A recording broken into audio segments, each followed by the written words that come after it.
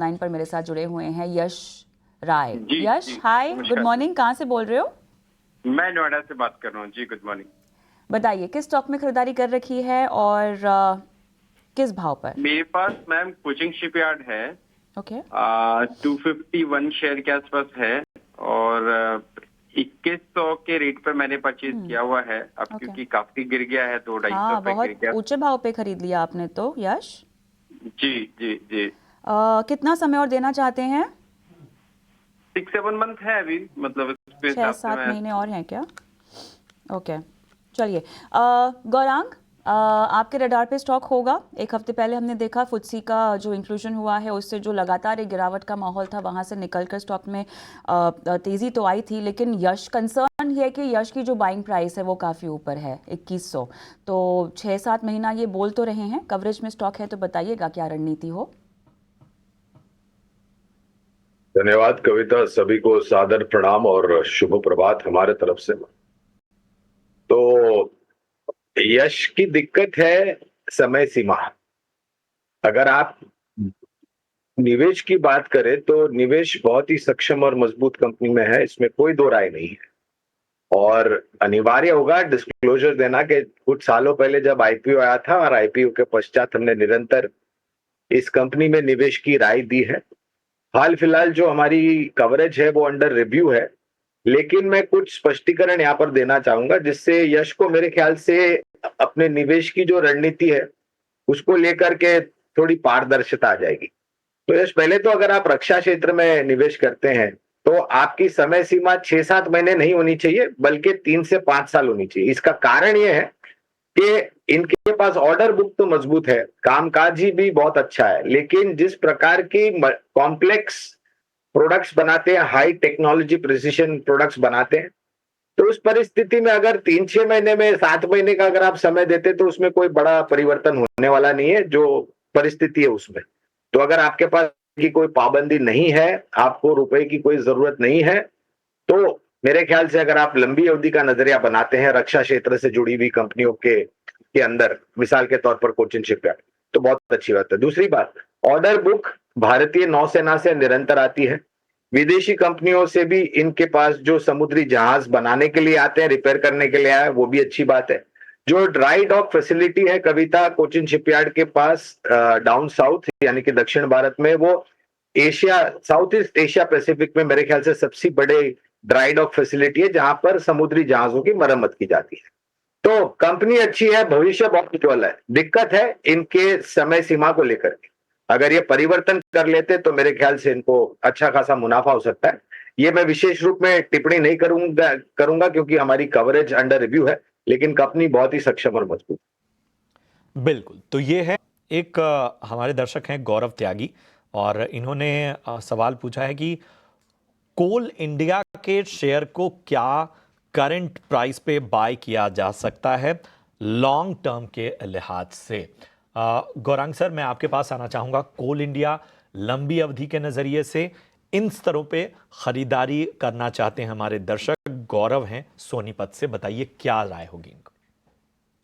देखिए, लंबी अवधि का मतलब प्रशांत, अगर 12, 16, 18 महीने या उससे अधिक है तो अनिवार्य होगा खरीदारी करना, और डिस्क्लोजर भी देना चाहेंगे। बुनियादी तर्क के आधार पर कोल इंडिया पर हमारी खरीदारी की राय है।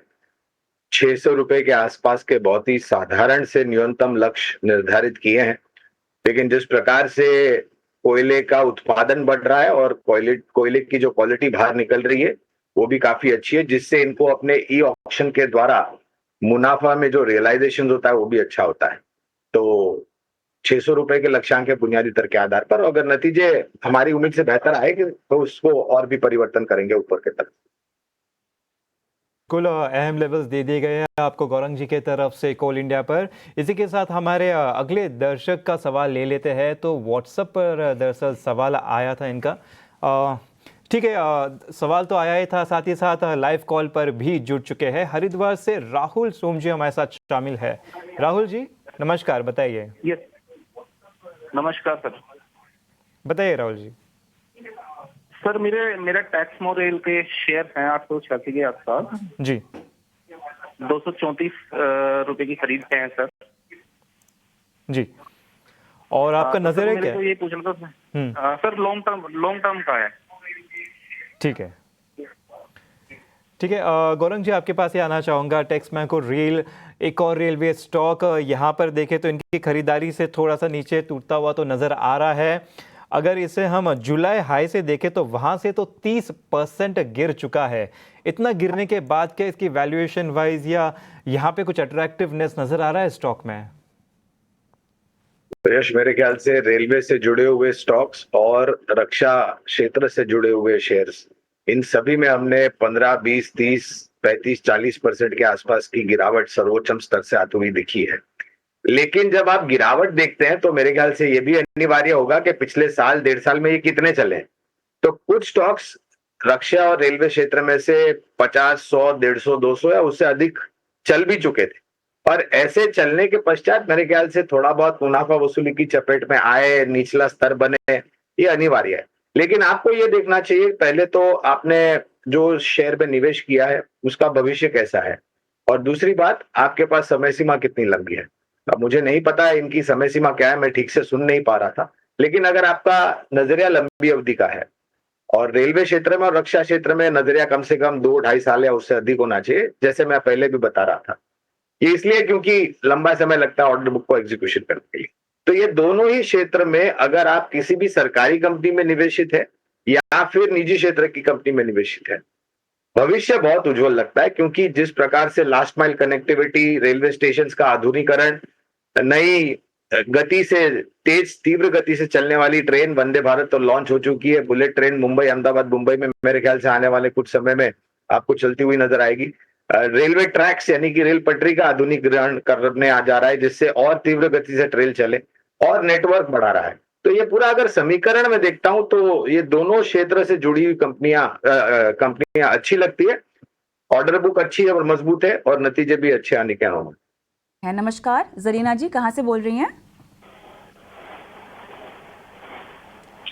मैम, मेरे पास जोमेटो के 222 के भाव के 100 शेयर्स है और मेरा नजर है 1 से 2 महीने तक का है, तो क्या राय होगी इसमें? 272 कहा ना आपने? हाँ, 272 के भाव से मेरे पास 100 शेयर है। ओके। गौरांग, आपके रडार पे है स्टॉक?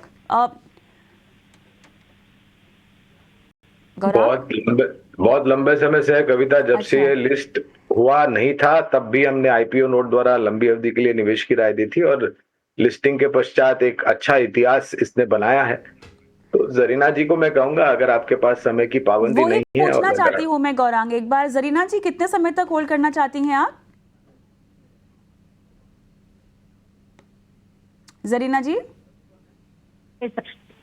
कब तक, कितने समय तक रुकना 2 से चाहती? 3 महीने। 2 से 3 2 से महीने। 3 महीने। ठीक है, ठीक है। हाँ गौरांग, कुछ क्लैरिटी आती हुई 2 से 3 महीने का इनका समय है। हालांकि जो कमजोरी है हम लोग लगातार 5th सेशन में फैलती हुई देख रहे हैं। बहरहाल नजरिया 3 महीनों का पकड़ के चलें तो देखिए, अगर ये समय सीमा बढ़ा सकते हैं तो अनिवार्य होगा, क्योंकि 325, 350 तक जा सकता है ये। निरंतर हमने नतीजों में बहुत अच्छा सुधार देखा है, और स्विगी की तुलना में जोमेटो एक बहुत बड़ी कंपनी है।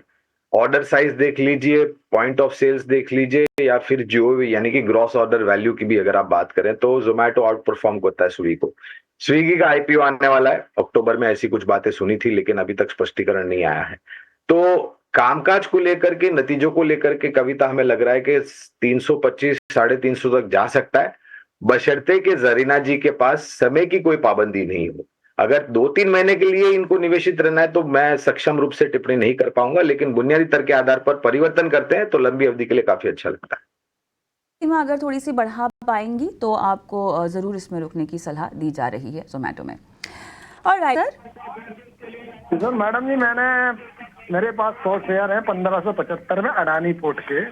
Okay sir. तो वो सर मैडम वो 1620 तक गया, मैं क्या करूँ, कि बेच दूं या सर- होल्ड करूँ कितने दिन? सर कितना रुकना चाहेंगे, क्या मन है आपका रुकने का? मैडम मैं तो कम से कम 5-6 महीने और रुक जाऊंगा। 5-6 महीने और रुक जाएंगे? चलिए बताते हैं, यहाँ पे घाटा तो आपको हो रहा है। गौरांग?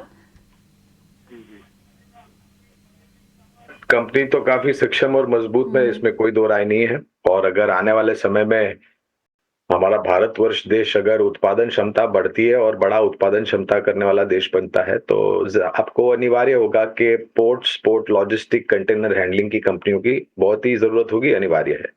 सरकार नए बंदरगाह भी खोलने की बात कर रहे हैं, जिस प्रकार से अनुमानित कामकाज बढ़ेगा उसके आधार पर। अब दिक्कत यह है कि इनके पास समय सीमा को लेकर के बहुत ही छोटी अवधि है और हम सक्षम नहीं है उस छोटी अवधि में किसी प्रकार की टिप्पणी करने के लिए। लेकिन इतना बिल्कुल कह सकता हूं कि पाबंदी नहीं समय सीमा की तो आप बढ़ा सकते हैं, लेकिन कंपनी का भविष्य कामकाज को लेकर के काफी अच्छा लगता है। जरिया